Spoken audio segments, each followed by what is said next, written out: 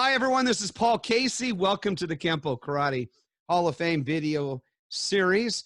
This is part 2 of the Art of War Kenpo style. Last time we got together, we were discussing the contrast and comparison of Sun Tzu's Art of War and Mr. Parker's Infinite Insights. And we started to scratch a little bit on the beginning of volume 1 of Infinite Insights, which is called Mental Stimulation, okay, for those of you. And I always reference to the books because these are the writings of Ed Parker, as he put out things that came out after his passing. You know, those are for you just to interpret and read and use in your best judgment. But we're going to consider looking at the part of chapter 11, that's where we got up to, which was called the 8 considerations, or it's called Prepatory considerations. And we're going to discuss all that, obviously. But before we go into that, I'd like everyone to introduce themselves to the remaining individuals here at today's Zoom meeting. So we'll start over here with Mr. Knatzer, the Golden Dragon. Hi, everybody. How you doing? I'm in Arizona. And then we'll go over here to Mr. Carter. Go ahead. Hello, everyone. I'm in Las Vegas. Derek Hibben. Hello, everyone. Derek Hibben, youngest son of Gil Hibben, out of Louisville, Kentucky. Max Dojo. Hey, everyone. How's it going? Great to see you. Larry Fungaika. Out in Diamond Bar, California. I'm driving, so I don't know if my signal is going to go in and out. But always great to see you, Mr. Casey. Thank you so much for being here. All the way from Arizona, Mr. Gage. Ruben. Hey, how you doing? Here, over here in Federal Way, Washington. How you guys doing? Good to see you there. Glad to see Todd you. Bergen. Washington. How's it going, everybody? Mr. Hildebrand. Greg Hildebrand, Las Vegas. Hello, everybody. Lord have mercy, my favorite public speaker, all the way from Washington up there. He is the guy they send in. Forget the Marines. AC, say something.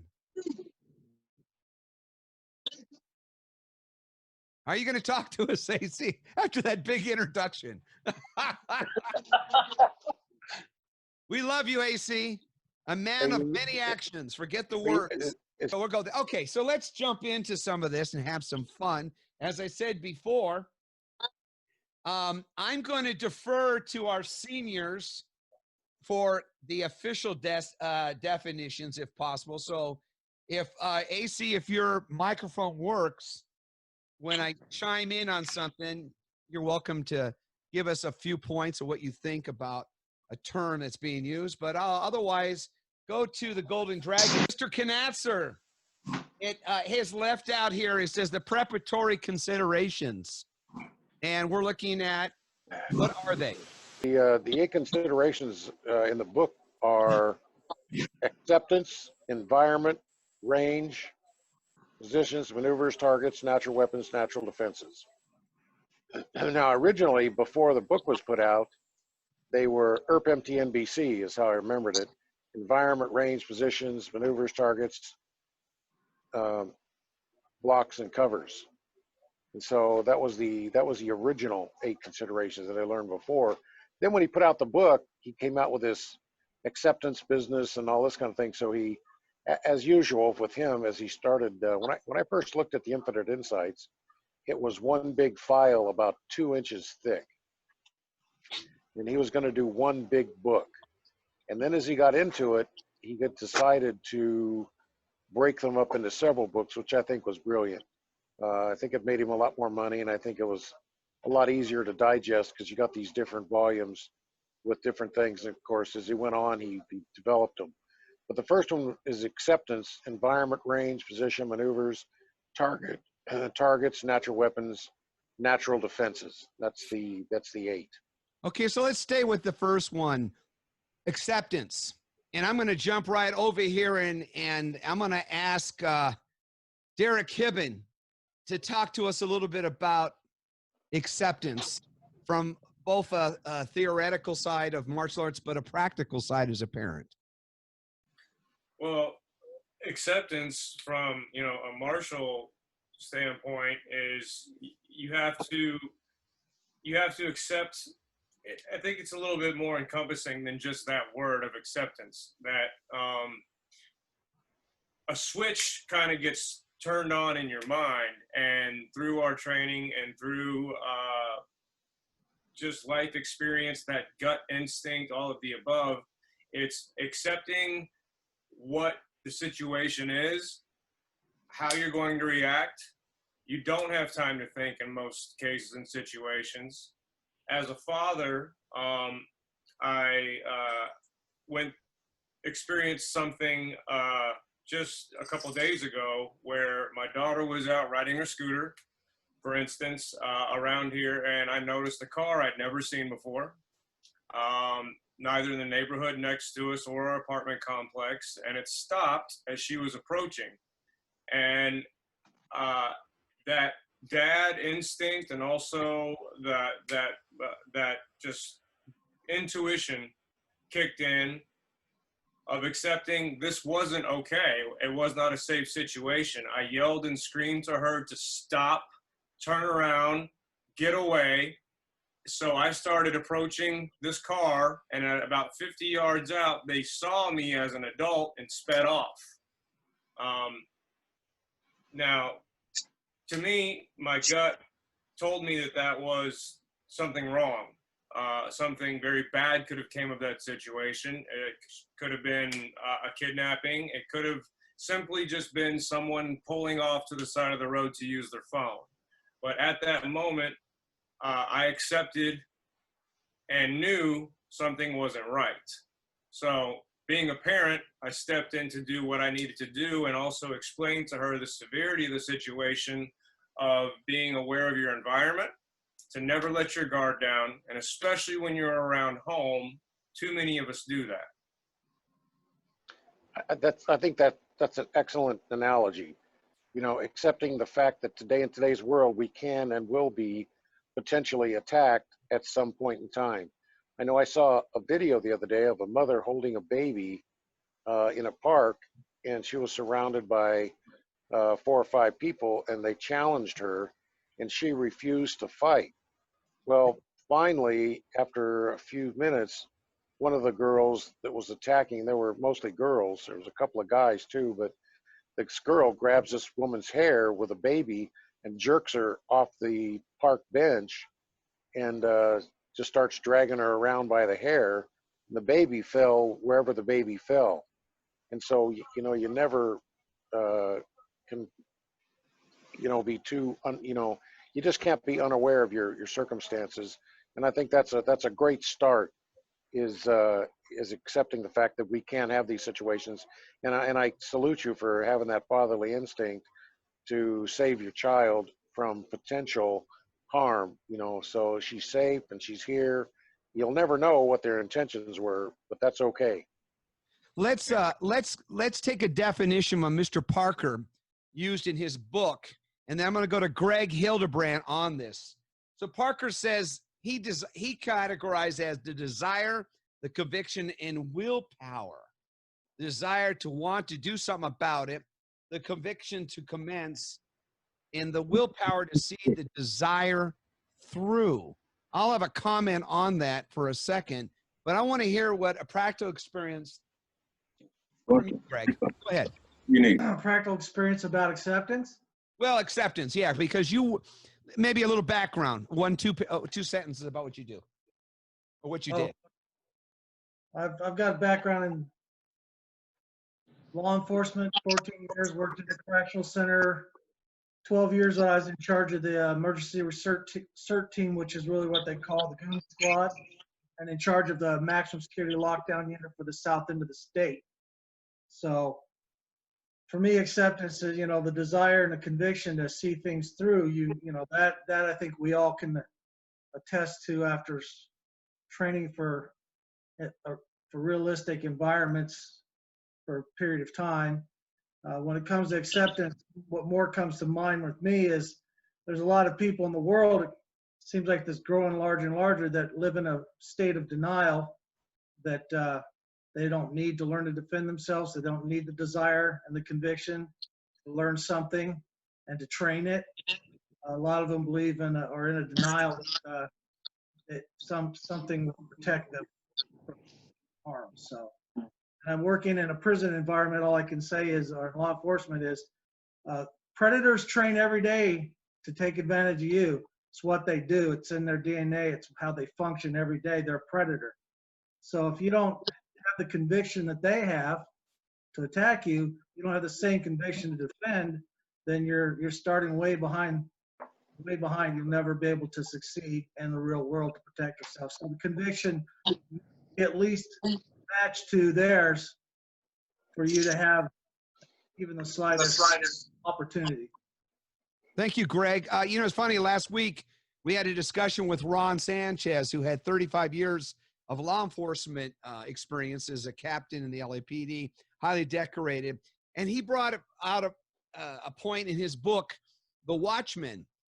These people, the professional criminals, the devious minds, nefarious intent, they don't care about you. They don't care about guns. They don't care about laws. They don't care about the death penalty or the police. They are going to do what they're going to do and prey upon the weak. It is sad when you look at today's news. I saw that Seattle has decided, they proposed city council to completely abolish the police department. I'll repeat that. The city council proposed to abolish the police department.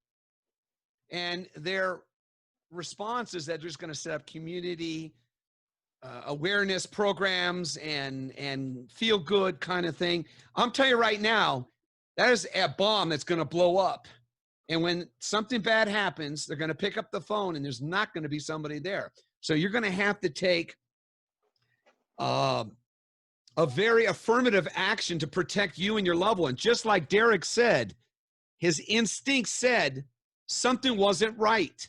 Now, maybe the person did pull over because they were checking text, but I think it's coincidental that they took off as soon as he walked up. Parker defined it, as I said before. I had a discussion with Zach about this, and Zach called it expect the unexpected. I narrowed it down to say the unknown. You know, as you walk outside of your house, you're not sure what you're going to ever be confronted with. So therefore, you need to be in an alert status. Some people use color charts. Other people use verbal references and whatnot. I think of it as unknown. I think the second thing you need to be aware of is your mindset, which is referred to in the Book of Five Rings. Miyamoto says on there to prepare for war at all times. Train as if you're going into combat. My thinking is survival. Do you want to live? If that's your commitment, then you need to remember that, because the next statement is you're going to commit to that. Otherwise, you're going to end up dead. And finally, the third thing is an execution of your plan. In other words, if you feel like leaving, you leave. But if, as Mr. Knatzer said, and many times Mr. Parker has said it, if you got to get it on, what does he say, Mr. Knatzer? If you can't get out of it, get in it. All righty. So that's the point. This all deals with the mindset. As martial artists, we fail to do that. We go into the school and we train, but we practice drills. But are we really prepared? So with that being the case, let's go over and talk to AC Rainey. Are you available to talk to us now? AC, can you talk? Yes, can you hear me? Yes, we can. So, AC Rainey, what are your thoughts on the mindset of the martial artists in today's society? Well, to be honest with you, the martial artists in today's society probably isn't prepared for a battle the way they should be. They go through a lot of mock scenes and stuff of that nature, but 9 times out of 10, they really aren't prepped. And that's because they don't have the follow through 95% of the time, from my particular point of view, to understand that they really are in a fight for their life.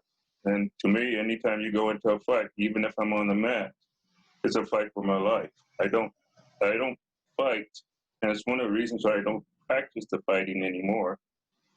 but the fight is always for your life.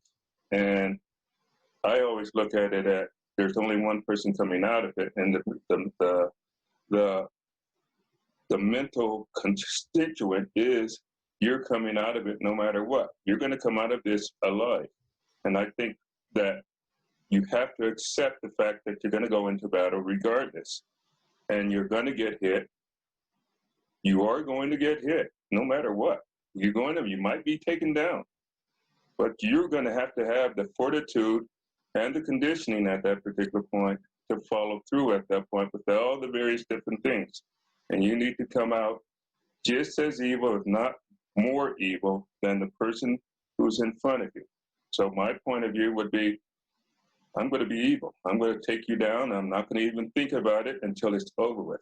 Then I'll go home, I'll shake, I'll have my last shakes, and I'll do it all over again in my mind, over and over. But at least I know for a fact that I came out of it alive. I may even go to jail for it. But that has to be your mindset, unless you know for a fact that your skill set, and you can tell that your skill set overmatches your person, your adversary. And at that particular point, use it up to that point. Don't think about how advanced you are at that particular point. Think about it to control and contain the situation to best to your knowledge. I've been in fights many times in various different situations, all of them. I've got some law enforcement background as well, whether it was on the street or whether somebody come into the school and challenge me or whatever at that particular point. It's always been about, I got to survive at that point. Now, you got to understand, when we're in class, you got to know that that skill set is ready to kick in. So hold back and tone back.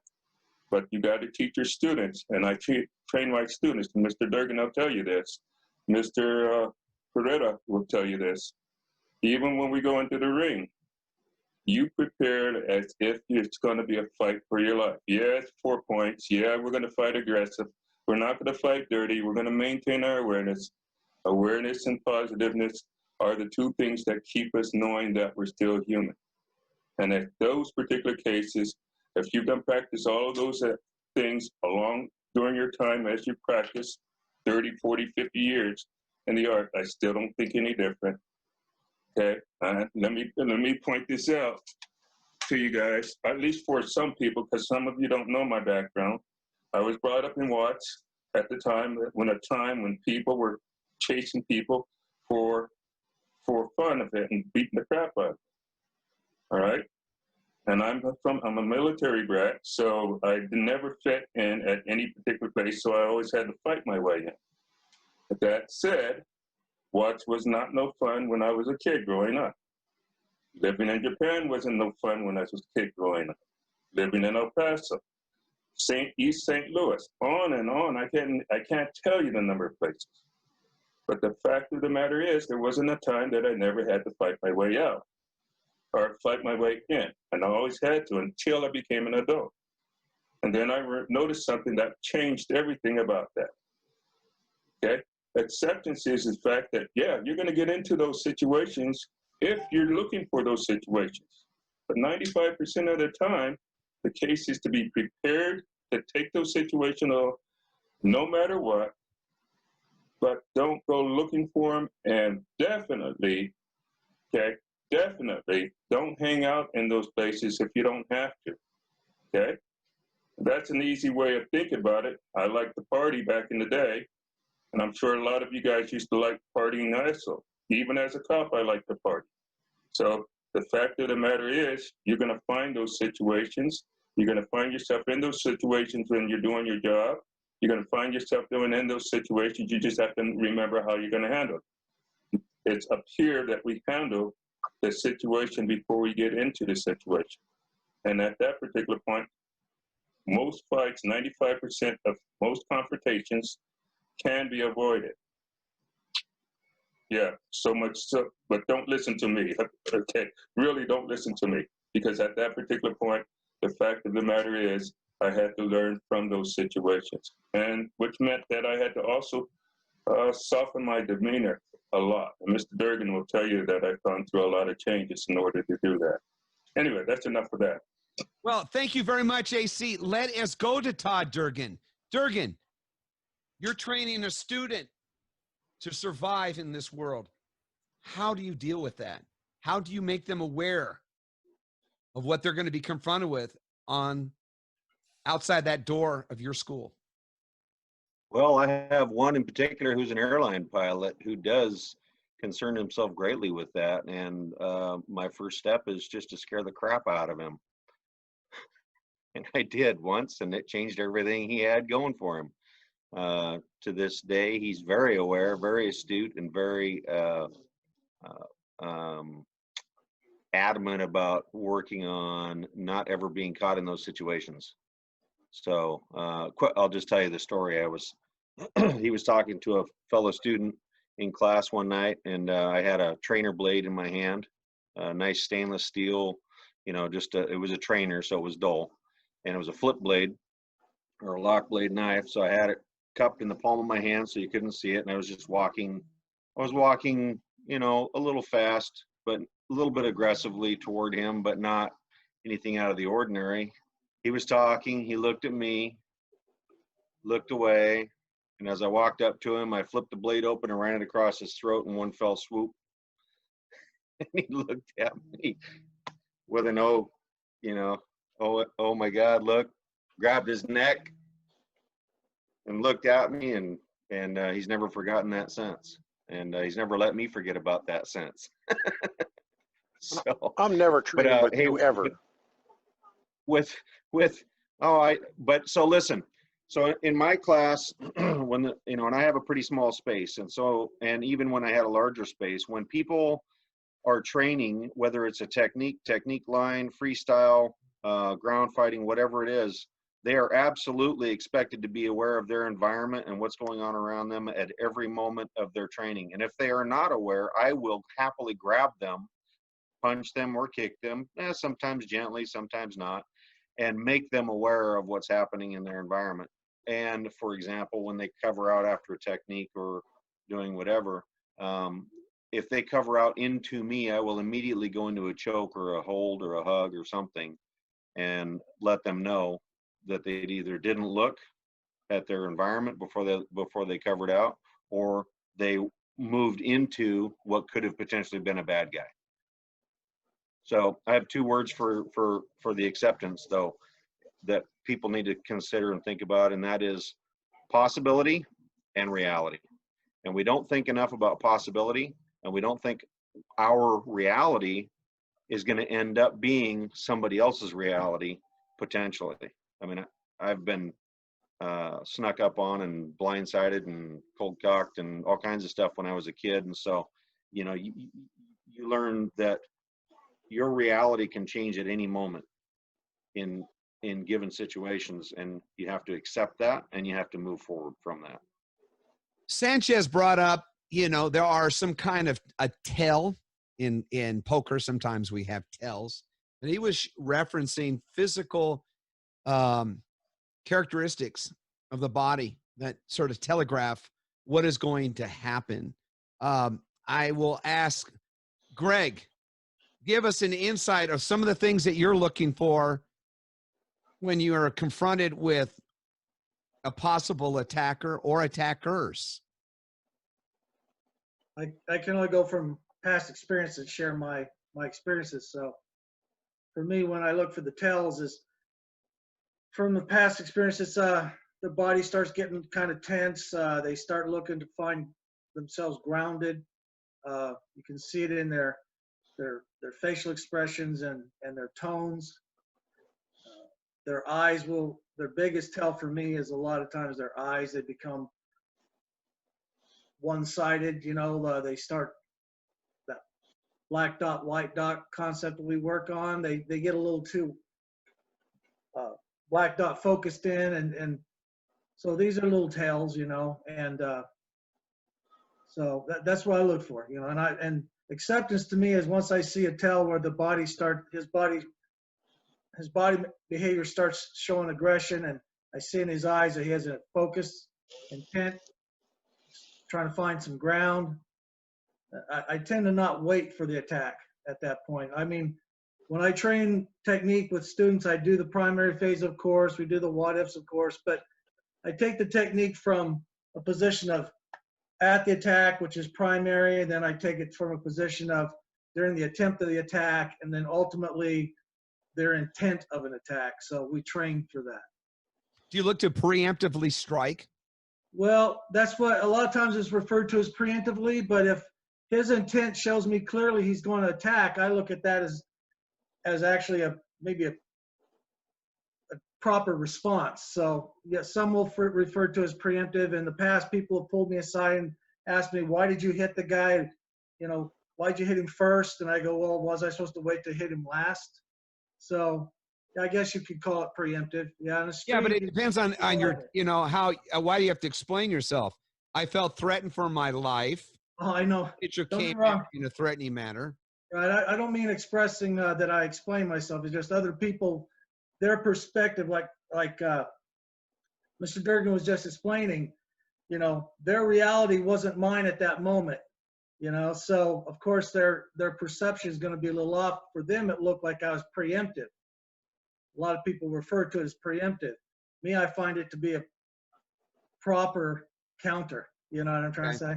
We're sort of in a gray area because we're starting to overlap into the other considerations, but I'm still trying to stay with the mindset because that gives us responses. I mean, what kind of force, if someone's just yelling and screaming at us, we can create some distance. We can talk about that. Let's go back. You know, I'm going to ask Derek about that. Derek is a good guy. He's a strong dad. He's gone over a lot of things. But if you didn't know him, you look at him, I'd be intimidated by him. Hell, man, I start riding my bike the other way too. But Derek, what you look at in your circumstance of your life in a confrontation, when does it start? What is your instinct going to tell you? I hate to use the word instinct, but your training is going to help you with that. My father used to always really teach. See, there was no kids classes when I was growing up. I was raised old school. I came up through the old guard. And it used to be the old adage, he who moves first dies. That stuff kind of changes and goes out the window. As far as acceptance, I think acceptance kicks into the mindset of those of us who are trained that we know that we now have to engage and do something, whether that's turn and run or it's something's about to happen. That switch gets turned on and we fight like we train and we train like we fight. And if we don't do that, so much of that is lost today in what is being taught that, like you said, when we walk out that door, the unknown, and especially in what's going on in the world today, in all walks of life, acceptance, self-acceptance, also knowing what Mr. Rainey touched on was, you know, sometimes the more knowledge we have and the more damage we can cause, the more merciful we can be. So we also have to know and have control within that acceptance as to what is acceptable for me to use as either force, lethal force, or self-defense for any given situation. Mr. Rainey, AC, question for you. In every fight that you had, that you can remember, that was on the street, okay, did you have a sense something was going to happen? Every case, every time. Never in doubt, sir. 95%, 98% of the time, I think I was surprised. Maybe I was definitely surprised one time when this lady came out and I was arresting somebody, putting them in the vehicle. She kicked me from nowhere in that field. She kicked me. It was the funniest thing that you'd ever seen. I tried to put the guy in the vehicle, had him halfway in the vehicle, and the next thing I go, whack! I looked at that one, boom, took her down and stomped. missed her by that much because at the last split second, I realized I'm about to kill somebody. Thank God that wasn't your sister. No, my sister would have kicked my ass. That's why I But said that. the point is that at that point, you're here. Look, that came out of left field. When you're looking at somebody and you're watching them and you're watching them make furtive movements, they get either nervous, okay, they start to speak even faster. There are always little telltale signs, and the question is how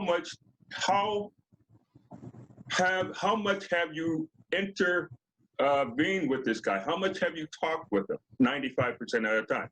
Question is do we get in? How many times do we get in a fight or confrontation with a perfect stranger that we don't know, and now we have to take a guess at that particular point. Now you really have to read the body at that point and understand what's going on with him and his particular situation. And one other thing you have to give a consideration to, and that's everybody else around him, and how many of those people in that crowd is his friend, not his friend? Is this a good time and good place to have that confrontation at that particular point? Okay, yeah, I'm good.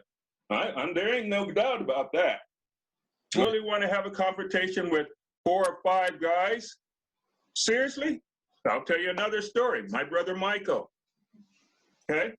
We both worked bouncers and we've done bounce work in the whole 9 yards. He figured he could take on 5 people. Got his ass kicked. Woke up in the hospital, okay? He failed to realize that his environment could turn hostile just like that, okay?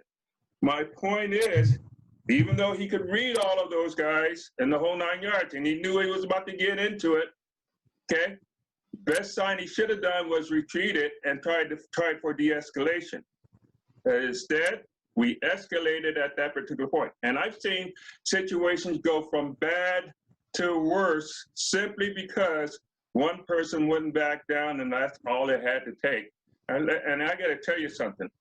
Your pride will get you in trouble faster, and your mouth will get you in trouble faster than you can get out of trouble. Hey, Kenny Gage. So what is your mindset if you're outside of the school and you come in a confrontation or a situation you just I've always had that mentality or the mindset.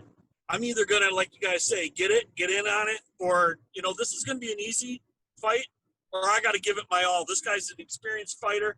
I need to get in it, And I think the reality is, my wife asked me one time, like we were in a situation, and you guys have all met my wife, and martial arts new to her, so she's asked me, "Do you think you could handle this fight? Do you think you could handle this situation? We'll be out to dinner," and she'll point at some guy and say, "Could you handle him?" Obviously, you're going to say yes, because we know deep in what we got to do to win a fight. But at what point do we escalate it to that level?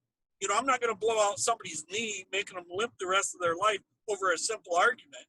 I'm not even going to throw down in a fight. I'm going to walk away.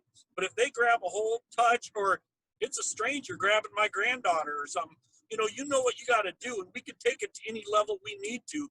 But as a martial artist and years of training, I believe we all have to have that level of control to know what level to take it to for a lot of reasons. But yeah, I've always had those two mindsets, and I think AC Rainey was saying the same thing. It's like it's going to be an easy one, or you got to get in it. And I just think those are the two basic mindsets I've always had. Let's go to a different discussion now. Let's get past the mindset, because you have to be prepared. And we all know that when we go to the school, that is the ideal phase. You're learning, you're okay there. So it's hopefully, you never know. But you're going in there and you're not feeling you're going to be fighting for your life. You're just learning to execute drills, to obviously improve your skills, to borrow a quote from Mr. Knatzer. But let's go to the second phase, the environment. So, Mr. Knatzer, give us the definition of the environment as Mr. Parker so eloquently stated in his book. Well, I'd like to add one thing to the past discussion before moving on, and one is body language. Everybody was talking about body language, and body language is real important, and that equates back to awareness, not just acceptance, but awareness. You got to be firmly aware of your surroundings, and I won't go into it other than that. I just wanted to add that to it. It comes in part 2 here. It says environmental awareness. So obviously Right. now we're out and we're starting to, as AC was saying around us, as Ken was saying, as Todd was saying, as Derek and Greg, we're now in an environment, and we might be familiar with it, we may not. I'll use a good example. We get in our car. We're in a safety zone. How many times you get in your car, you put on the radio, you got the air conditioning going on, you're comfortable in the chair, you're thinking about where you're going, and bam, there's an accident, and it's usually within 3 to 5 miles of your house. Because why? We're in a zone. We're not thinking outside of that. So now let's get into an environment that we're not really comfortable. We're walking out, and all of a sudden, uh-oh. Take it from there. Well, you know, again, getting back to the definition, environment, as Mr. Parker defined it, was anything in, on, or around you. Now, most people think of things that are around you, and that's obviously important. Looking at what's around, where your exits are, who's on the table, make sure you seat facing a door. Just positioning, and that gets on to a later stage 2, environment, range, position. But environment, anything in, on, or around you. If you're inebriated or you're sick or whatever, that can determine the outcome. No matter how skilled you are, those skills cannot come out if your internal environment is hampered. And so, understanding that and being aware of that.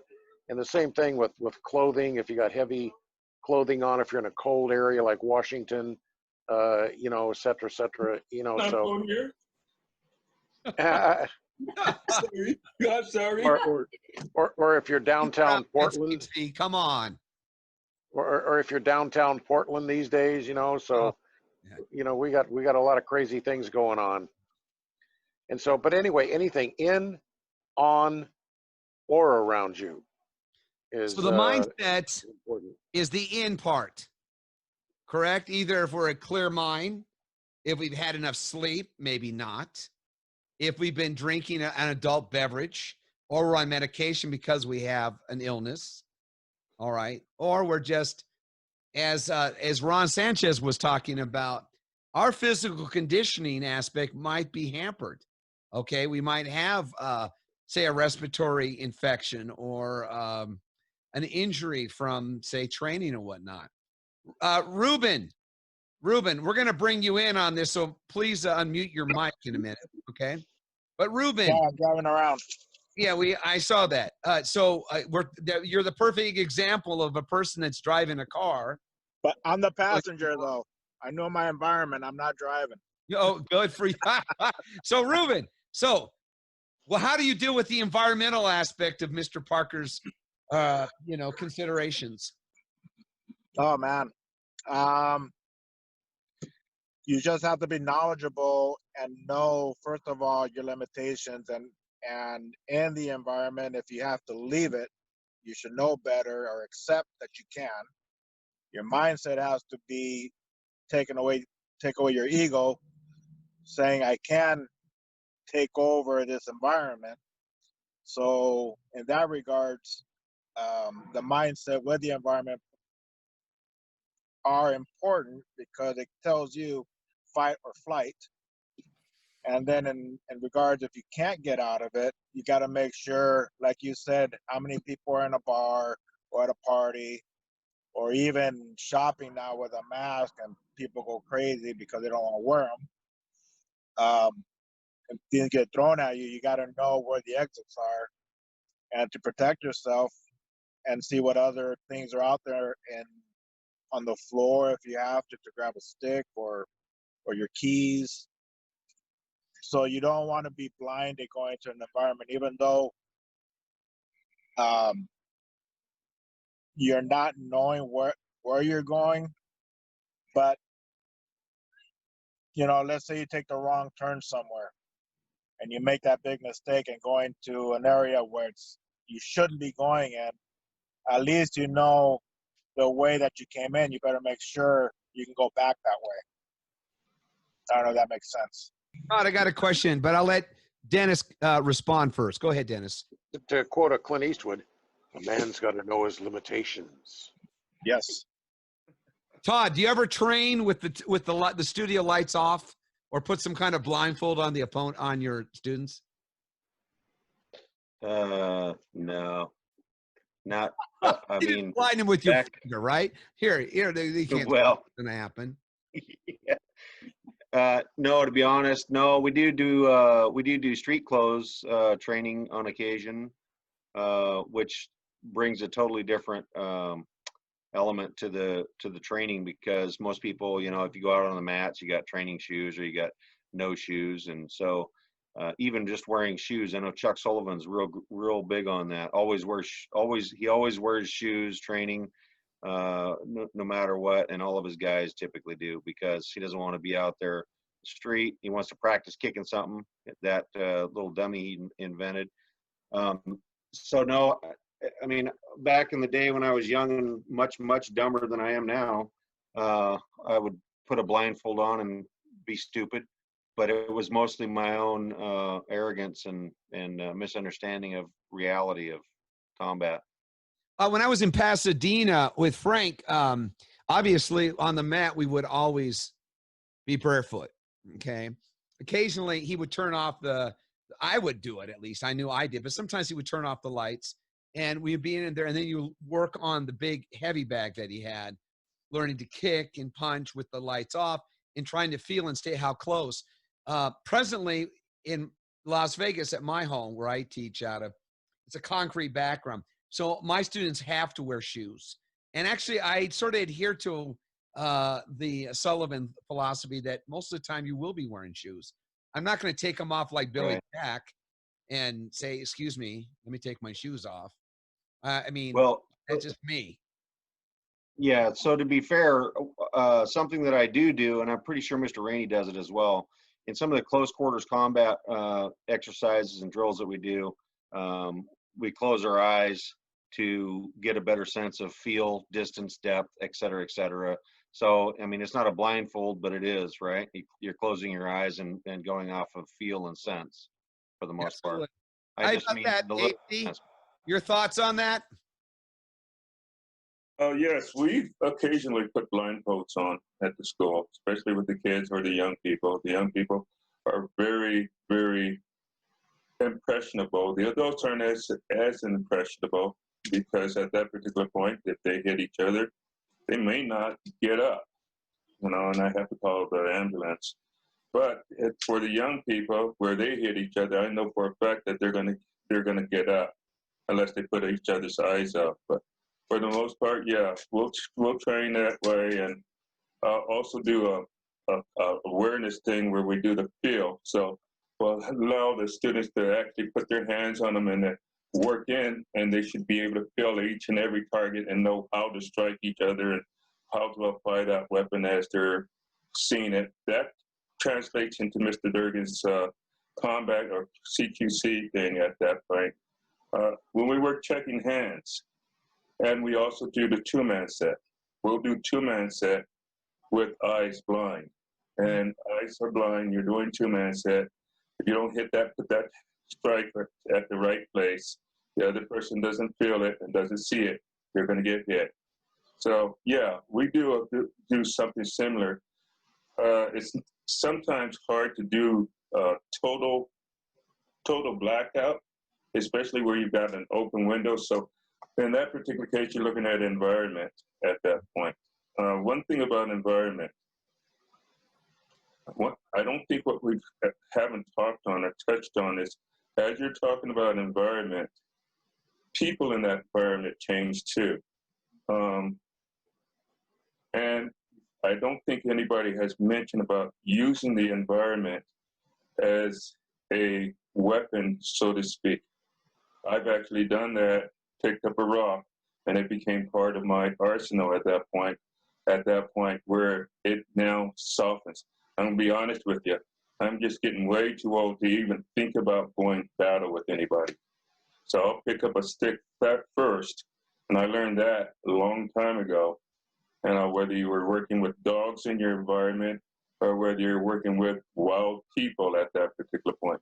But you have to also know how to use the environment to your advantage, especially if it comes down to taking cover or concealment, things of that nature. That's a very important aspect of our environment. Well, that is actually number 8 of Mr. Parker's considerations, preparatory consideration, natural defenses. But I, you know, with Frank, one of the ways I used to train, if you had to train by yourself, was to take your hands out of the equation, close your eyes, and do just the footwork or foundation of the forms. And I got to tell you, you all of a sudden find yourself somewhere else on that big mat, like, oh my God, where am I? And he'd be laughing. And so it really helps you to instill with you in this. So if that's the case, Dennis, what is it that we should be looking on, focusing on the environment relating to us? How are we in tune with the environment? Well, talking in tune with what AC said, anything in, on, or around you. What he's talking about specifically in this particular segment is everything around you. Is there a chair? Is there a table? Is there an ashtray? Is there a glass? Is there whatever, a stick? If you're in your garage, is there a rake or shovel or any kind of implement around you? And that's part of around you. You know, in each one of these things, we don't have enough time actually to explore this segment, you know, well enough actually, because, you know, when you talk about anything around you, it can get into a whole plethora of things around you, not just reading people and reading exits, but also reading environment. If you're in a bar like Zach, you know, you've got, you know, a bunch of bottles and you can be flipping those things around like cocktail with, what's his name, the actor, I can't think of his name. Tom Cruise. Tom Cruise. So, you know, you've got a bunch of, you know, clubs that you've got, but they break into glass and you jam that in somebody's face, you know, is one thing. So anyway, that's all I wanted to say about that. So I think that's a great point that AC brought up, is things that are around you. And each one of these things, anything in you, well, there's a whole thing, we can talk about that, you know, in numerous, you know, things.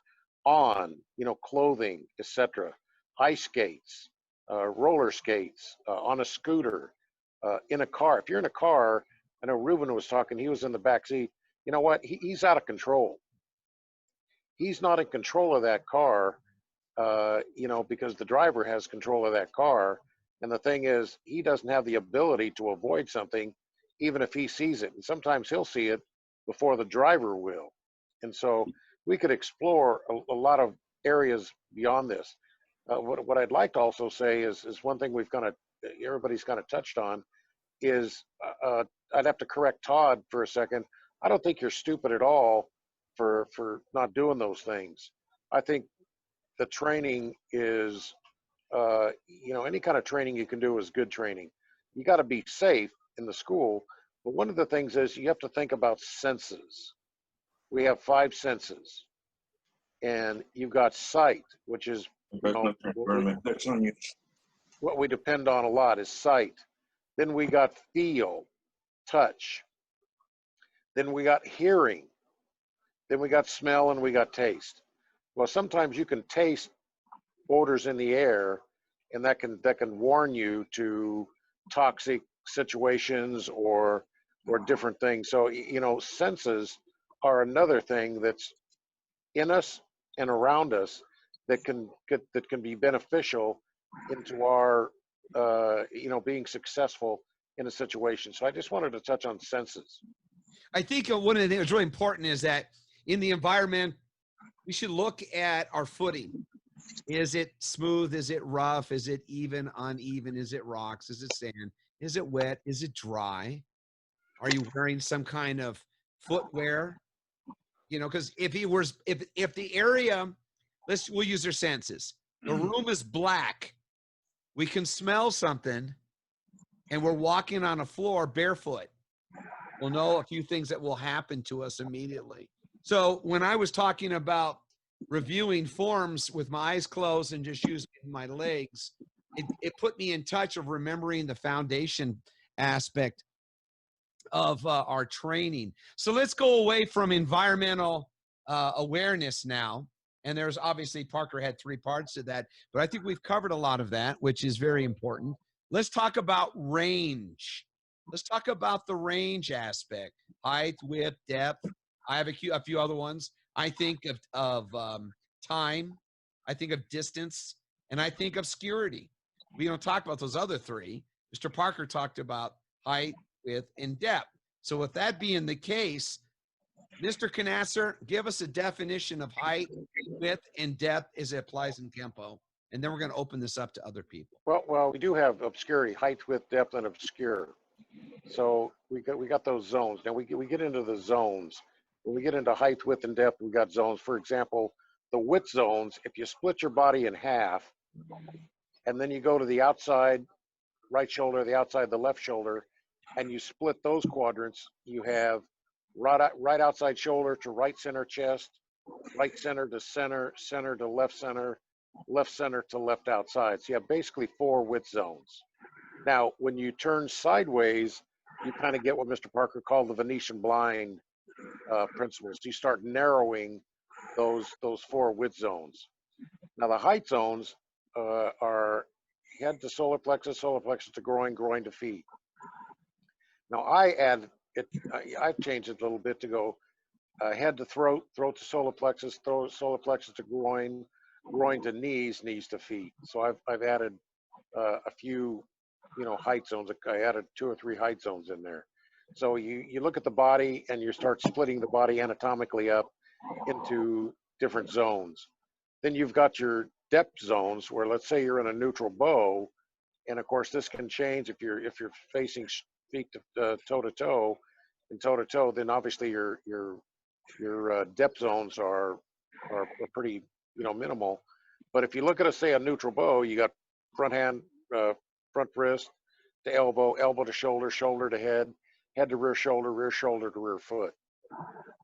And so you've got these different depth zones. And in depth zones in freestyle, I used to use those depending on how my opponent faced me, is depending on whether I could do a takedown or not. And I like to do takedowns, but sometimes the takedowns were not presented. The positioning was not right for those zones. So I'm sitting there trying to, push a round peg in a square hole, and it doesn't work. But those are the basic zones. And then the obscure zones are pretty interesting. I had a thing today where I did a student where I put a piece of tape and a piece of thread on the person's nose, and then I have you look straight ahead at a dot on the mirror, and then you look down on the ground, you look straight ahead at that dot, and then you go down and you can only see so far out. We put a piece of thread with the tape down to the floor, and you do this all around you. And now you've got kind of a cone on the floor where you can see out here, but you can't see anything behind it. So you can't see your feet, and you can't see, a foot or 2 towards you. Then you do the same thing to the roof, and it really sets up a kind of a cone shaped center, and that's your obscure zone. Everything inside that obscure zone you can see. And of course, if you drop your eyes, it changes your obscure zone. You look to the right, it changes it. So, the zones have, there's a lot to be discussed here as well. I think one of the things that AC would probably be able to explain to us is that he had mentioned earlier, you're thinking there's only one assailant, but as his brother found out, there were several, 4 or 5, as he said. How many were in that zone? Was he aware of all these assailants, or did he just go in there and just Rambo? Okay.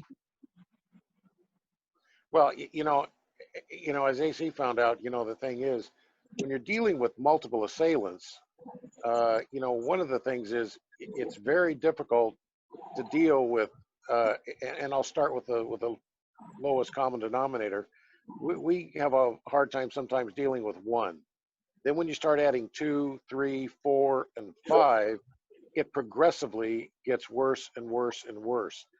The thing you want to try to do is, and I'll turn this over to AC in 1 second, is you want to try to keep yourself outside the circle and fight one at a time, if possible, and never get yourself cornered. Go ahead, AC. Your thoughts? Yeah, that's very correct. He's absolutely correct and right on the mark on that.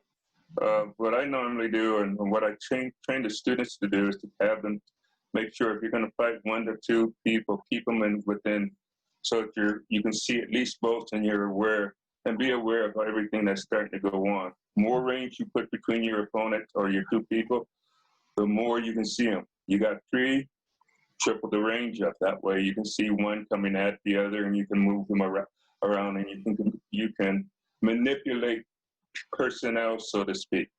When well, keep in mind, AC, that also you got to manipulate them inside an environment. Yeah. So let me finish. Let me give you an example from my particular point of view. I'm working a canine. I've got 3 or 4 people in front of me. As I'm working those people, I manipulate those people so that they are easily controlled, where my dog is controlling at least 2 to 3, and I've got the last one at that particular point. Or if I'm trying to manipulate and move a person out of a vehicle, I have him move certain parts of his body first, then the next 2 parts of his body, and then another part of the body. If I'm looking at handcuffing somebody at that particular point, the range as we start to take our person down, you don't go within a certain range until you're sure that that person's hands are either visible, that you see, in the whole 9 yards. Range has a lot of different meanings at that particular point. When you're freestyling, you find that you're slow compared to your opponent. You increase your range so that you can have a better reaction time. Where your opponent is slow and you know that you're faster, at that particular point, you decrease the range and now you can do some things differently. If we're talking about your footwork, you're changing your angles by either increasing, slowly cheating in, moving back and forth, and then working with the bobs and the weaves and slipping on the whole 9 yards. So all those things are ranges that you're starting to look at. And it doesn't just occur with the idea of just one guy going, oh, I keep you far back. No, my hand reach, from the hand reach into the elbow reach, from the hip reach and the whole 9 yards, and then that contact, and you got that floor that really those jiu-jitsu guys know how to just use crazy. And that's for me, that's where I've had it. I just can't handle the floor. No, I want you guys to understand something. That's not for you to test, okay? Let's go to Derek. Derek, you're confronted with 3 people. What are you looking for?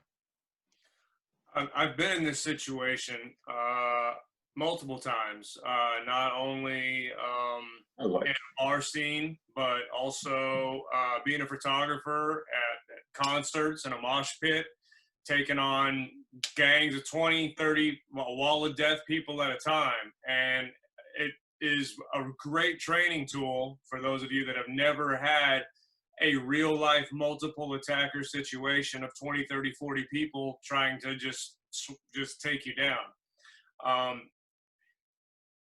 I will backtrack just for a moment and put it into back to environmental awareness, that, you know, the way that my father taught me and the way that I've trained my students is not only would we train in street clothes, but we would set up specific situations or scenarios.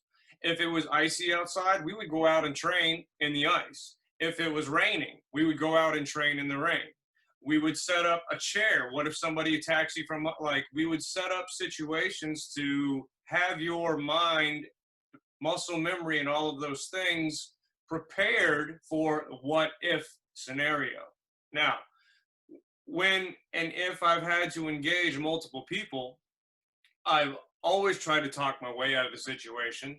I've always tried to put that distance that Mr. Rainey and Mr. Canastro touched on, but there are times where you can't.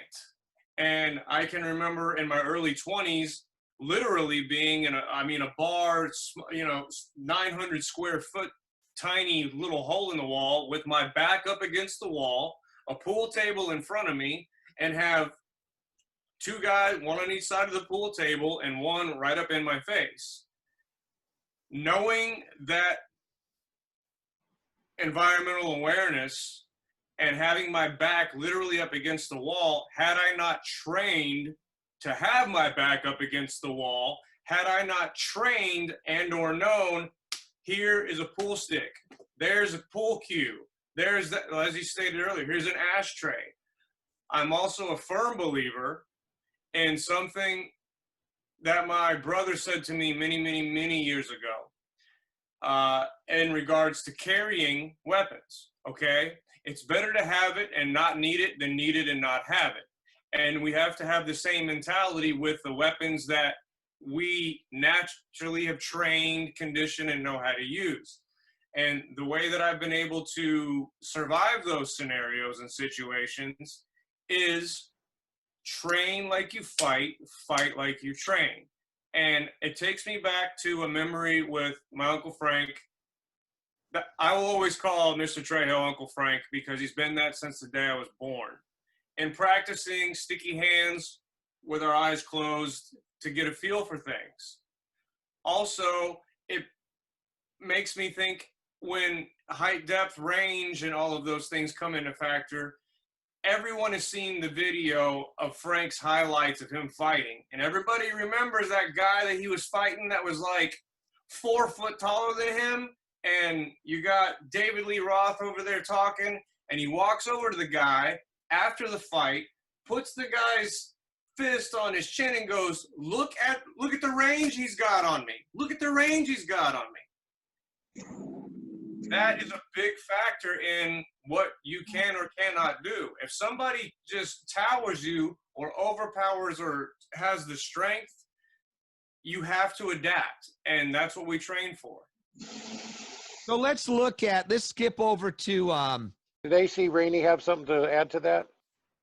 I just wanted to say everything about range, a lot of times, if you don't practice, if you only practice from one sense of range, and you're never comfortable with being in close and tight on a person at that point, or you're always practicing outside and you don't know what to do on the outside, hopefully you just walk away, then you'll never get comfortable with it. And you have to be kind of comfortable in order to understand that you're not going to panic in those particular situations. But I don't know about a lot of people, but I'm claustrophobic. And I don't like being, I don't mind being close on somebody as long as I understand that I can work all the various different weapons. But don't I just, enter your bubble. I gotta claw my way out. That's the bottom line. Now I know if I'm ever in a hassle with AC, that I'm going to run right up on him and grab him on the neck. Yeah, again, pray that I don't Now I know the secret. I would like to works out, I right? would like to add one more thing if I could, Paul. Something that I have really implemented in teaching my former students was that not a lot of people do, is in showing them range is we get so used to only seeing our opponents this way. How many times have you laid down on the ground and see what your hands see? How many times have you laid down on the ground to see what your feet or your kicks can do at that range?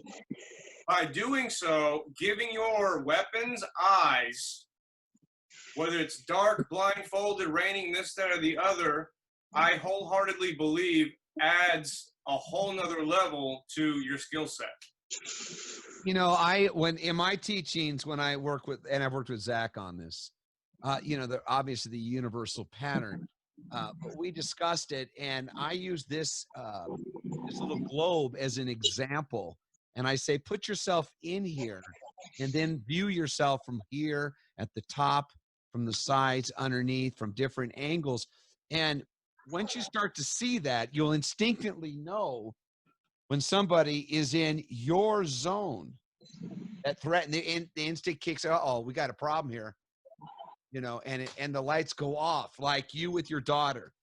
AC with the circumstances where he was with, you know, in law enforcement. Ruben telling us about when he was driving. You know, Kenny talking about with his wife. Obviously, Greg with his, you know, his work experience. We've all had that situation. I remember once with, I was at a club and something happened, and that space, you know, when it happens. So let's move away from point 5 and 6, which is when you're looking at, position, maneuvers, and targets. Let's go to natural weapons. Okay. Inherently, AC, I know you, Greg, Derek, have dealt with people that have, you've been confronted with several people. You know that they're coming at you. Everything is, you've gone through the checklist within a millisecond. Your training has taught you. You know you have your hands there, but you're also, as Derek said, you may have a weapon with you that you may need. But if you don't, are you looking for that hidden weapon that assailant may have? And what will tell you about that? It's open up to either you gentlemen. Go ahead, Derek, or go ahead, AC.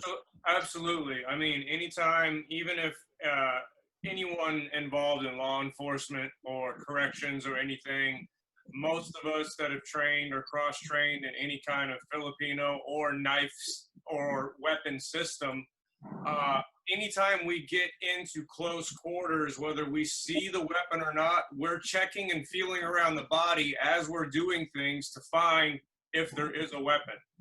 When a weapon presents itself, that changes the game. When that happens,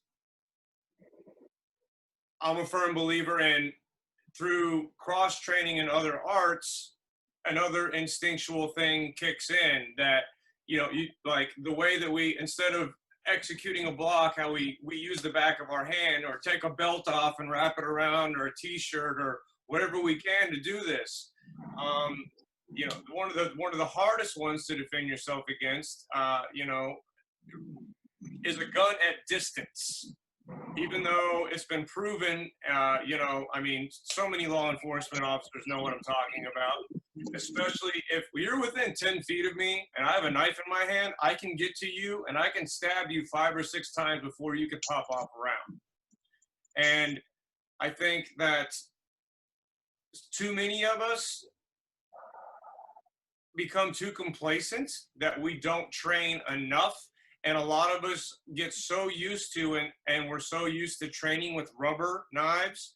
Today, we're fortunate that we have steel and aluminum versions and weighted ones instead of just wood and things of that nature. That it's a big, big difference between knowing that you're using a trainer and actually using what feels and or is weighted as a real blade and or trained with a live blade.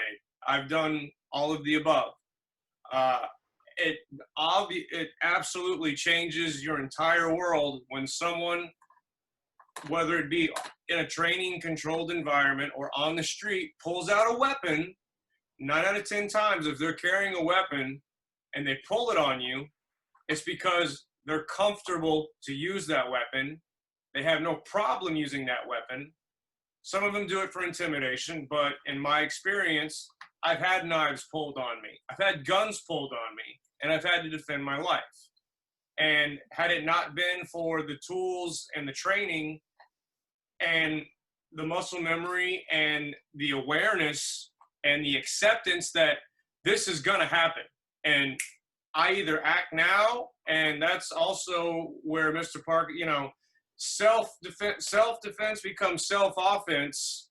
Sometimes you've got to take the first punch because you know what is coming and you have to diffuse the situation. Kenny Gage, you're in the martial arts equipment business. What is the most common self-defense equipment that you sell relating to weapons? I don't sell any weapons. I only sell the sparring gear, the uniforms, things of that nature. I haven't got into selling any weapons. I've been asked quite a bit recently if I want to start selling like screaming sticks and nunchucks, but I haven't got into that yet. Dennis Knatzer, any thoughts on the, Derek was talking about the use of natural defenses was what he was alluding to. Why don't you discuss that with us right now? You're confronted with a guy with a knife. What are you looking for to assist you to nullify what he has if you would have a knife? We were talking with AC earlier, and in the ranges, in terms of, there's 4 depth zones: outer range, in range, contact penetration, and contact manipulation. And AC is apt at manipulation when you're real close, when he's more in control, but he doesn't feel comfortable there. He'd probably rather step out, a zone and be at contact penetration and work more there, because he feels freer probably to maneuver around, more, would be my guess. So, when you're dealing with an, say a knife, a gun, or a club, club is obviously at a farther distance. A knife is definitely close in, and a gun is definitely at distance.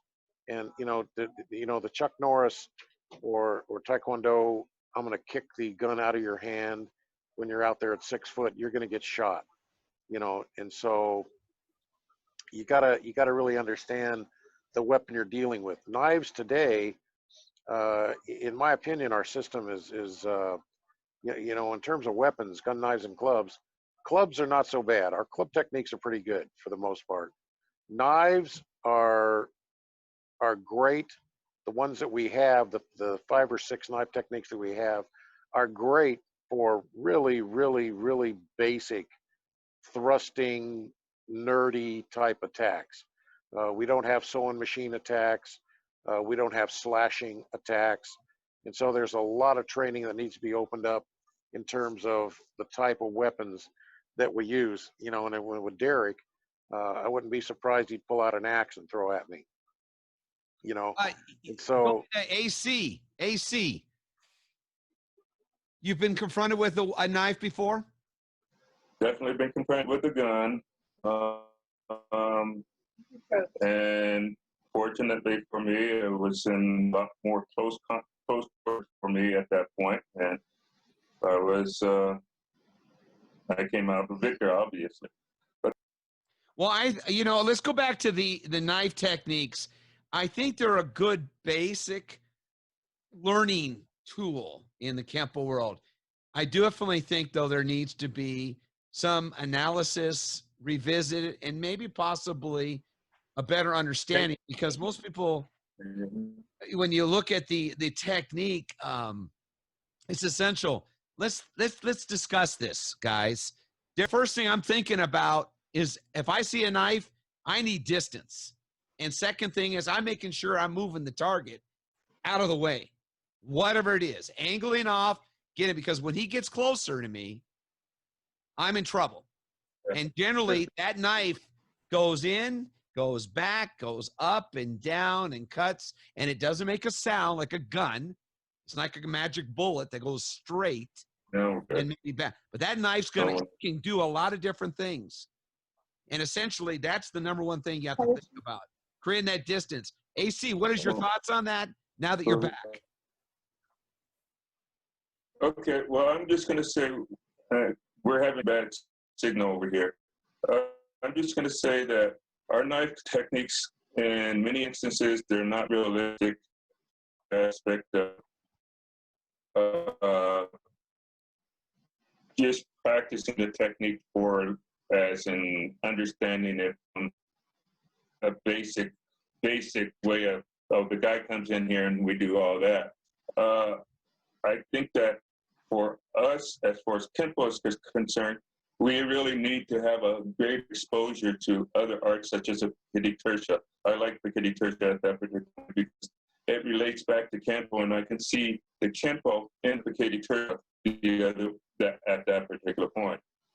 Go to Derek Hibben then. Derek, we've got a good signal now. With the techniques in the Form 6, there are 5 techniques: unfurling, glancing, thrusting, reining, and then unfurling crane. But let's talk about those. Is it really practical to think that an overhead knife attack is going to be able to be checked No. and counter that? Let's discuss it. Let's be real, guys. Not done the way a Kenpo does it. No. I think that a Kitty Trisha guy pulls that technique off very easily. I think someone like Inosanto pulls that technique off real fast, very quickly. And same thing goes for the gun techniques. They're not that hard. I think they have the skill levels to understand how those techniques should work. Derek, your thoughts?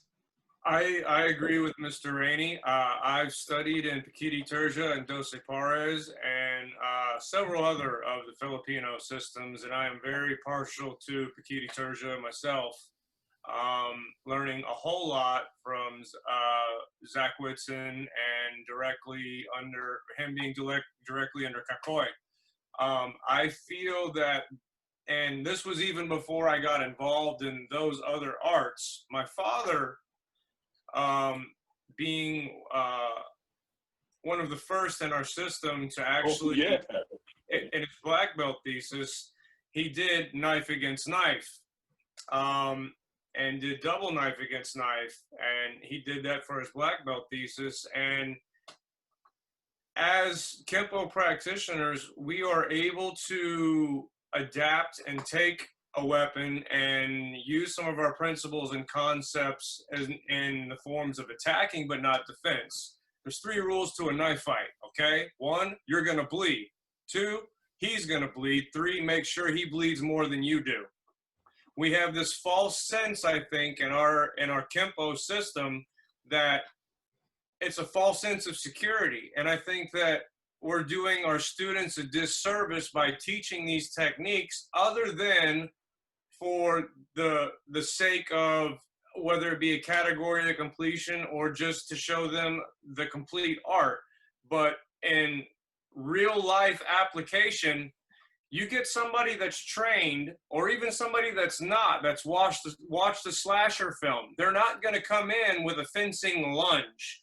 They're going to do draw cuts. They're going to bait, hook, and switch. They're going to do all of these other things. So I feel that it is very, very important that we start to implement and not only cross-train, but show and teach our students and how to respect the blade. Because Dennis, but I'm going to make one comment. Are we making a mistake, Mr. Knatzer, teaching these base moves in knife defenses? In my opinion, I think they're a great kindergarten start. You know, but we're not in kindergarten, Fred. Well, word, sir. Precious. You know, and but as far Dennis. as That's a good one.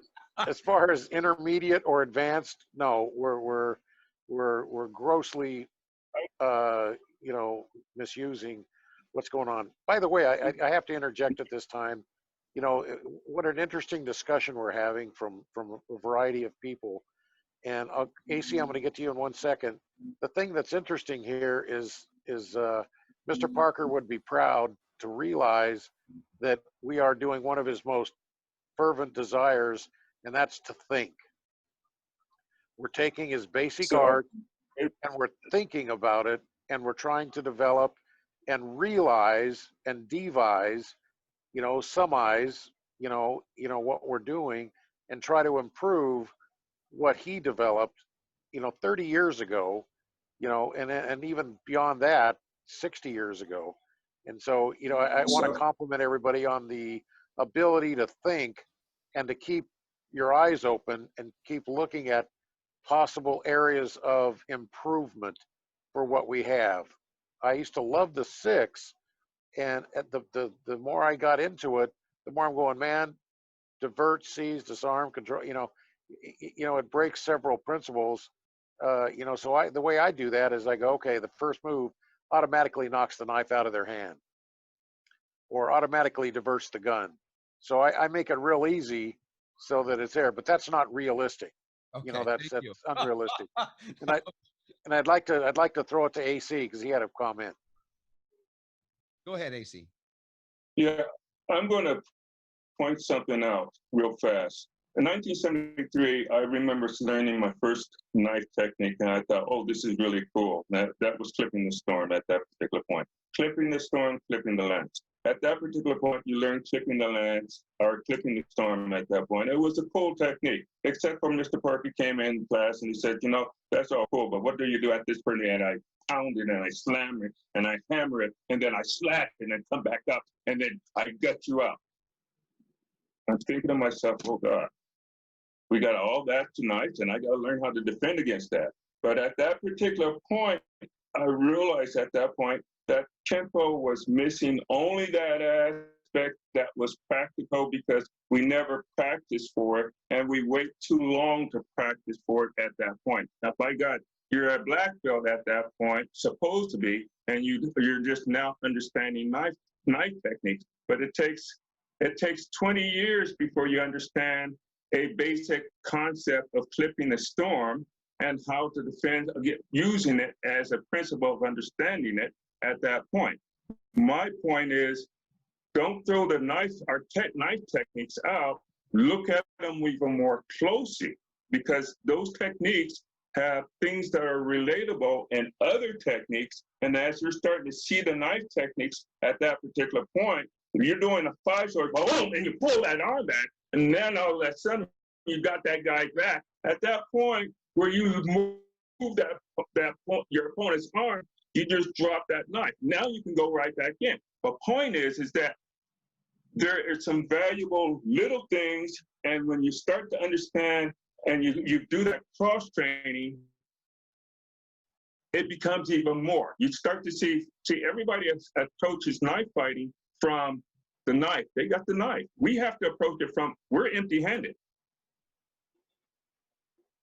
At that particular point, you need to reverse your thinking and then start thinking, oh, now I get it. Because now when you're in the battle, you know for sure, as Mr. Hibbins says, that knife changed everything at that particular point. And by the way, I got to work with a pair of Mr. Hibbins' knives, set of bowie knives back in '73, where I had created a knife bowie set at that point. It was one of the prettiest sets. Mr. Parker didn't allow me to use it off. And to be honest with you, the guy that bought the knives from your dad, okay, Sant, who happened to be an Indian, happened to just take the knives with him at that particular point. And so we never were able to use that set. It was a good, what he showed us back then in those days, what Mr. Parker showed us, was that there was a lot more to just going and just doing this in the whole 9 yards. Because as you're starting to work, especially if it has more than one knife, and he always worked the knives with 2 knives, and it wasn't no stab, none of this stuff. He did it as if he was a butcher or something of that nature. And I thought to myself, yeah, nope, walk away, walk away. Sir. Anyway, that's enough of my. No, you don't want to take on you don't want to take on Ed Parker with a knife in his hand. No. You know, and he No, was so no, absolutely not. he was so masterful Totally with that. brutal. Oh, absolutely. But you know, the thing is, it's interesting what you say. It just confirms the point that these techniques that he developed, that put in the syllabus, were very, very, very rudimentary, very low on the totem pole. They were just extreme beginning techniques. But they develop over time. And if you're practicing and you start to see the ins and outs, they become beautiful because there's so much to them at that point. Yeah, don't do that. But, if you look at your handwork, you do that hand sword, you pull it back, and it's right back there, and that other hand happens to be there. It's, what the heck? A weapon on the way back to you? That's what knife fighters do, okay? A weapon going out and then the opposite hand concealed. That's what a knife fighter does. Totally. You mentioned Mr. Parker with butchering. A good art, but now you just have to practice it in a way that you understand how that knife fighter is going to play. Anyway, you mentioned Mr. Parker as a butcher. Yeah. And a lot of our techniques are fashioned after, tenderizing, filleting. Yeah. So on and so forth. And then they're nasty techniques. But the thing is, he showed you you know, and many others, that here's the basic technique, but look at this. So there's the ideal what if and formulation. So we got to Yeah. listen to all his lessons. So he started with the syllabus, but too many people live in the syllabus and they don't go to the what if situation, or they don't go to how can this be altered or bettered, you know, like in Derek's father, you know, who kind of pioneered knife He making and did. knife He was using. good. And so he, you know, got into a lot of different things, you know, with the knife. And I'm sure Mr. Parker went over with him a lot of knife techniques, as Mike Pick has said that he's, you know, kind of the guru of Kenpo knife, you know, usage. And the thing that makes Mike Pick difficult, in my opinion, is not so much his knife usage, which is very good, but it's also his attitude. He's got this knife in his hand and he's going to butcher you. You know, that's just his mindset. And that's where we got to go from here. And that's where we're at. We're thinking about different things. Derek's thinking about, you know, different, he's So what cross training. you're saying is when I visit him next week, make sure that he's away from all of his knives. That's correct. You know, Just look at his hands, okay, AC? Okay, the Okay. question Listen, was you're coming mindset along. way back about an hour and a half ago. It was mindset. That is it. Now, by the way, with Parker filleting and all this other term, it just added insult to the injury. That's bottom line on that. well, it's just nasty. When you sit there and talk about starting at the wrist The essential and thing, going and up I the asked arm. this is, we train to respond in accordance to that is brought toward us, the attack. If it's just a verbal yell, we can just walk away. If he's engaging and it starts to escalate, we're going to have to evaluate that. When a weapon comes out, it's a whole different game, folks, and all Well, bets are off. And I'd like to, the essential thing is that we do need, as a community, we are the new Kenpo community. Mr. Parker wants us to think. That's essential here. It is time for us to have seniors and people that work with these weapons to start talking to us, because it's been 30 years since Ed Parker passed away. But that didn't mean that the education stopped. It just means us as students have to step it up and to explore this. He never presented us with a book. It was something, a concept. And now, sure, you've read it. Some of us have read it. I haven't. But I'm going to tell you right now, I question one thing. I want to make sure, and I asked this earlier to all of you, let's train and train the right way to recognize that our response will be in accordance. I don't really feel comfortable with a student teaching them a base move and knowing that it may not work for certain factors. I understand, and I said this to Knatzer, and I said this to a few other people. We learn our horse stance, we learn our inward block, we learn our punches and our kicks. Those are our letters. We start to put them together, form our words. Our words begin sentences, sentences become paragraphs. Eventually, we tell our story. But if you don't learn the correct use of those letters, you're going to misspell words and you're going to have improper grammar, and that may result in something that you don't want, a bad result. So we need to think about that. I don't have the answers, but I'm here to explore that with you guys. And I'm really happy that we could spend today talking about. You got to have good, just like with the left.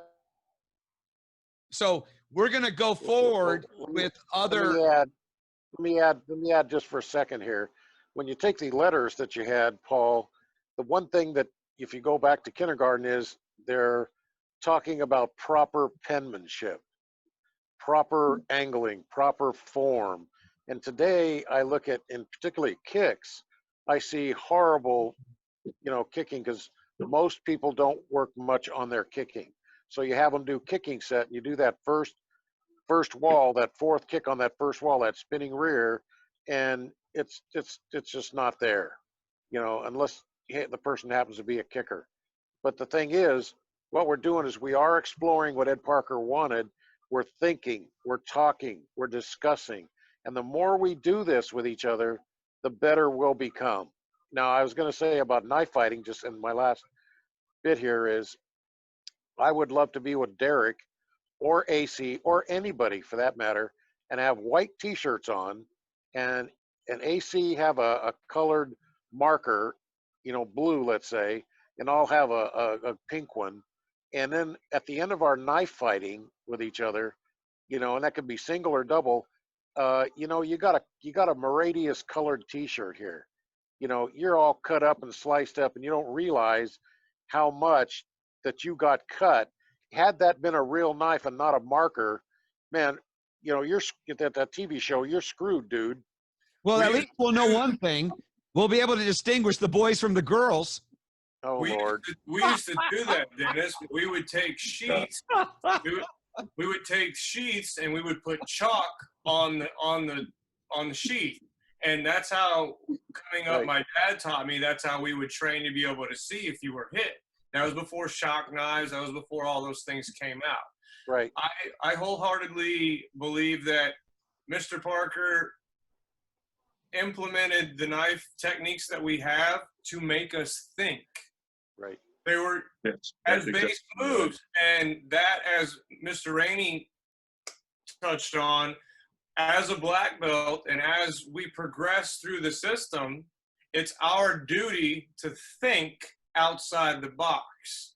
And I think so many of us look at what is the book, the holy canon of Kenpo, and get so stuck in this mindset that they forget that they can add, alter, delete, substitute, and do all of these other movements and things, position recognition, you are taught to think. When people ask me, can you teach me how to fight? I say, no, I can teach you how to think. You want to learn how to fight? Go pick a fight. Don't hang out with Frank. He used to do that all the time. Loves watching Frank fight. Oh my God. Okay, so this is it. This is our challenge. This is our challenge to every one of us. Let me add one thing, Paul. Okay, you said that before. Derek, all right, go ahead. Derek. The last one. I'm going to mute you after this. One thing you did, what you said, you're which a is really girl. good, and this is okay. I'm going to take my pink back and put a red on. You should. And so, but anyway, Derek, what you alluded to is another one of my keys that I want to stress to people. The 8 considerations is definitely one. And so, I think I inspired Paul to kind of look at the infinite insights and look at this, and I think it's a great topic. Number one. Number two, you hit on something, another one of my keys, which is the equation formula. So, the techniques in the system are meant to teach business and teach basic stuff. And that includes our empty hand techniques, by the way. Our empty hand techniques aren't always the greatest either. They work if executed properly and so on and so forth in an ideal world. But all of a sudden, if the guy's stronger than you, like if I'm up against AC, who's about 6'9", I think, or something, it's not going to work. Or better yet, my son was waiting on Shaq one day in Florida at a restaurant.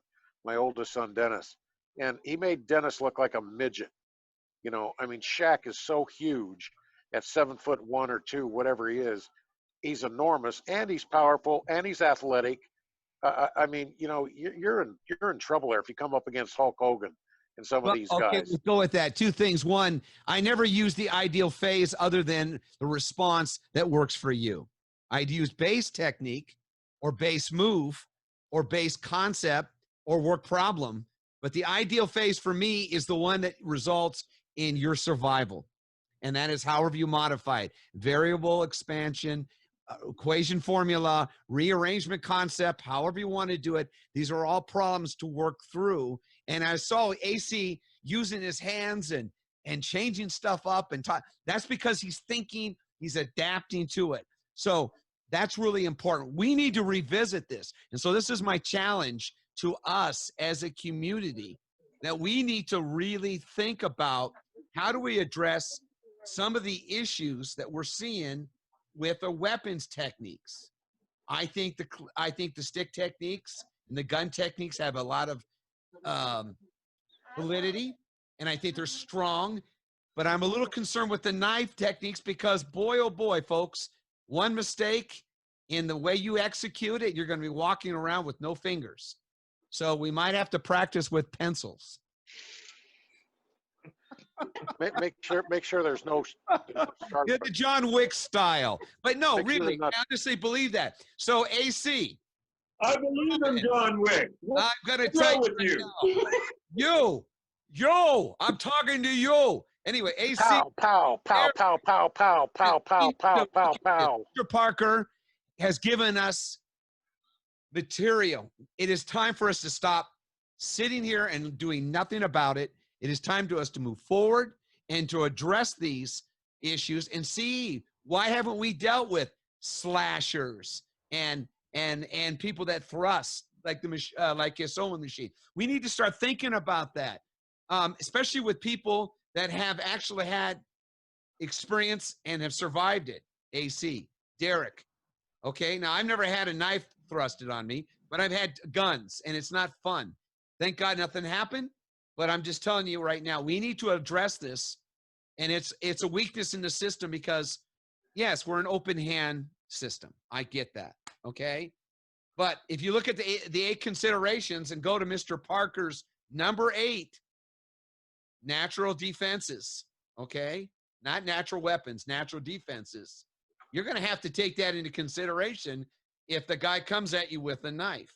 And remember, Sun Tzu said, quote, and I'm going to read it because we've been comparing him to Ed Parker.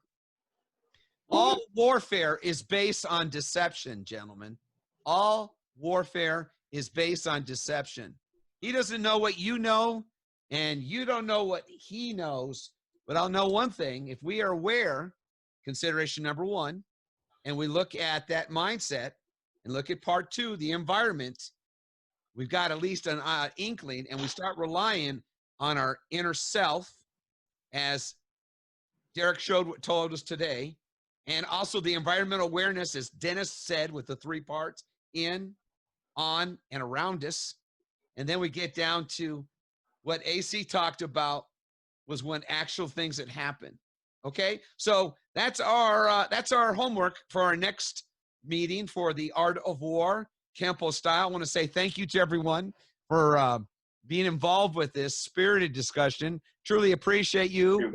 AC, Kenny Gage, Ruben, Dennis Knatzer. I know Todd was here. I know Max's Dojo was here. Greg Hildebrand was here earlier, and especially Derek Hibben. Derek, it's always good to see you bringing it in, and maybe next time we can delve into what your father's thoughts are on the use of knives and how we should respond to that, okay? So that's what I'm looking for. Thank you very much, everybody. Have a great night. God bless you all. Love and respect. Take care. Thank you. See you guys. Hey, bro. And thank you, Zach Carter. I saw your notes. God bless.